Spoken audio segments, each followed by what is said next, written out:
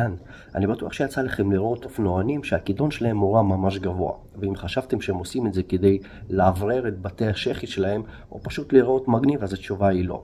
מאחורי הכידון הזה יש היסטוריה מאוד מעניינת. לאחר מלחמת העולם השנייה בארצות הברית קמו להם כנופיות אופנוענים, וכמו בזמנים הטובים במערב הפרוע, הכנופיות האלה היו מגיעים לעיירות שקטות ועושים שם בלגן. השריפים המקומיים לא הצליחו להתמודד איתם, ולאנשים הפשוטים פשוט נמאס מהדבר הזה. אז מה שהם עשו, הם היו מותחים חוט תיל באמצע הכביש בגובה הצוואר של הרוכב. אתם יכולים לתאר לעצמכם מה זה היה עושה. אז כדי לא לאבד את הראש, האופנוענים הרימו את הכידון שלהם גבוה, ומאז זה נשאר יותר כסמל למרדנות או לעיצוב מיוחד של האופנוע, ופחות כחלק בטיחותי. אז תשמרו על הראש שלכם ונתראה בשבוע הבא.